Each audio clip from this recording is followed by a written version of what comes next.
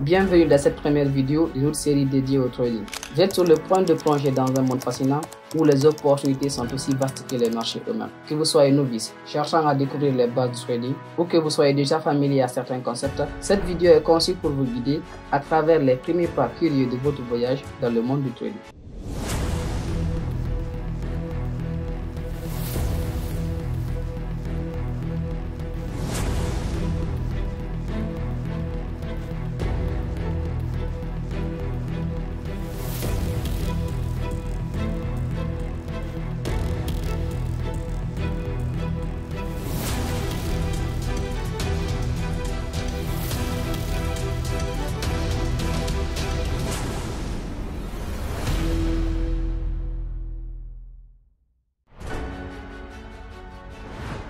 Alors, on va commencer par expliquer ce que c'est que le trading.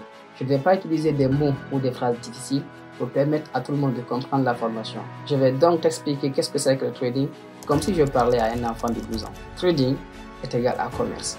À partir de ce moment où vous comprenez que trading est égal à commerce, je vais vous expliquer maintenant très bien ce que c'est que le trading afin que vous compreniez de quel commerce nous sommes en train de parler. Pour cela, prenons exemple sur le commerce quotidien que nous faisons. En définition, de façon très simple, le commerce est tout simplement l'action d'acheter ou de vendre un bien, l'action d'échanger un bien contre un bien ou bien un produit contre un produit. Le trading, alors, c'est la même chose. On va tout simplement ajouter financier au produit. Alors, c'est quoi le trading? Le trading est tout simplement l'action d'acheter un produit financier contre un autre produit financier, échanger un produit financier contre un autre produit financier. C'est ça le trading. Le trading, c'est le fait d'acheter ou de vendre un actif financier ou un produit financier. On va continuer avec le commerce quotidien toujours.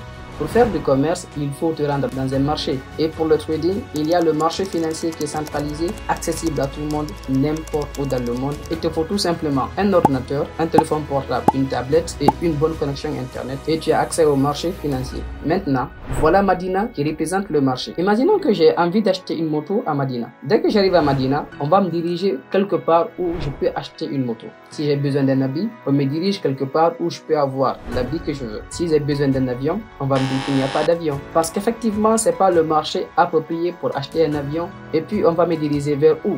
Amérique, Europe, etc. Avec cet exemple-là, vous devez comprendre que à Madina, il y a plusieurs petits marchés. Un marché pour les motos, un marché pour les voitures, un marché pour les paires de chaussures, un marché pour les habits. Et si j'ai besoin d'un avion, on va me dire que ce n'est pas le marché où je peux avoir un avion. Dans le trading aussi, il y a plusieurs petits marchés. Il y a le marché du forex, le marché des actions, le marché des crypto-monnaies, le marché des matières premières, etc., etc. Tout comme à Madina, dans le trading, il y a plusieurs marchés. Et dans chacun de ces marchés, on va voir quels sont les actifs que j'ai besoin. Quand je dis une moto, je n'ai pas dit Safari, TVS ou Honda. J'ai juste dit une moto. Maintenant, quand j'ai besoin spécifiquement d'une moto de marque TVS, on va me dire voilà la moto de marque TVS. Alors, dans ce marché de moto, il y a plusieurs marques. Ces marques-là représentent les produits, les actifs de ce petit marché-là. Le marché où je peux acheter des motos. Donc, il y a TVS, il y a Safari, il y a Honda, etc., etc. Dans le trading aussi, il y a les petits marchés que je vous ai dit. Il y a le marché du forex, le marché des cryptos, etc., etc. Dans le marché du forex, il y a aussi les actifs. On a EURUSD, on a GBP-USD, AUD-USD. À part le forex, dans le marché des crypto-monnaies, il y a aussi des actifs, des produits financiers. Dans le marché des matières premières, il y a aussi des actifs, des produits financiers. Dans le marché des actions, il y a aussi des actifs, des produits financiers. On peut dire actifs, on peut dire produits financiers, c'est la même chose. J'espère que jusque-là, ça va. Je vais récapituler un tout petit peu. Pour faire du commerce, il faut se rendre dans un marché. Ce marché, dans le trading, est appelé marché financier. Quand nous partons dans le marché, il faut se diriger vers un tout petit marché dans lequel se trouve l'actif que nous voulons acheter. Dans le trading aussi, il y a des petits marchés. Le marché du forex, des cryptos, etc. Donc, pour faire du trading, pour acheter un actif spécifique, il faut aller dans ces petits marchés-là et chercher le produit que vous voulez. Jusque-là, vous comprenez ce qui est égal au trading du commerce. Maintenant, tu as trouvé le produit que tu veux, tu as trouvé la moto que tu veux. Quand tu veux l'acheter, souvent à Madina, ce n'est pas le propriétaire de la moto que tu la vends.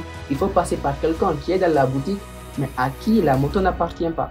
Donc, on prend l'argent, on donne à cette personne qui va nous vendre la moto. Dans le trading aussi, il y a cette personne, c'est une entreprise qui va nous lier des marchés financiers pour qu'on puisse acheter et vendre. Et cette personne ou cette entreprise est appelée le broker. Le broker qui va nous lier des marchés financiers. Moi qui suis un trader, si j'ai besoin d'acheter ou bien de vendre, je passe par un broker pour que je puisse acheter l'actif, le produit que je veux dans le marché financier. Maintenant, on revient un tout petit peu dans le commerce. Si j'ai besoin de cette moto-là, avant tout, il faut que je me lève, je me change, je sors, je prends un taxi pour aller à Madina ou aller dans le marché où je vais acheter le produit. Tout ce processus-là est remplacé par ce qu'on appelle une plateforme de trading quand tu veux faire du trading. Au lieu de te lever, prendre la moto, aller à Madina ou bien prendre la voiture, aller à Madina, il faut tout simplement te lever, ouvrir ton ordinateur ou bien ton téléphone et avoir accès au marché financier. Ici encore, on a parlé de ce qu'on appelle la plateforme de trading qui va nous permettre d'avoir accès au marché financier. Attention à ne pas confondre le broker. Le broker nous lie au marché financier et la plateforme de trading nous montre le marché. C'est là que tu fais ton commerce, c'est là que tu fais ton trading, c'est là que tu fais tout ce que tu as à faire. C'est là que tu vas créer ton compte chez un broker, c'est là-bas que tu vas faire un dépôt. Si tu veux faire un retrait, tu demandes à ton broker de te faire un retrait et puis il t'envoie ton argent dans ton téléphone sans bouger chez toi. En résumé, voilà ce que c'est que le trading. Maintenant, pour comprendre ce commerce-là, ce qu'on appelle le trading, je vous ferai des vidéos pour expliquer ce que c'est que le marché financier, comment ça fonctionne, qu'est-ce que c'est qu'un broker, comment il fonctionne, qu'est-ce que c'est qu'une plateforme de trading. On va parler de TradingView, de MT5, de MT4. On va prendre le Forex, pour exemple, le marché, vous expliquer les actifs financiers qui sont dedans, comment les acheter, comment les vendre, afin que vous puissiez comprendre le processus complet du trading.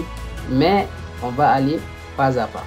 Dans la prochaine vidéo, je vais vous expliquer ce que c'est que la bourse, comment elle fonctionne. Si vous n'êtes pas encore abonné, faites-le maintenant et n'hésitez pas à lâcher un gros pouce bleu et à partager à vos amis. En même temps, rejoignez mon canal Telegram pour être informé de tout ce qui se passe. Merci, on se voit bientôt dans le marché financier.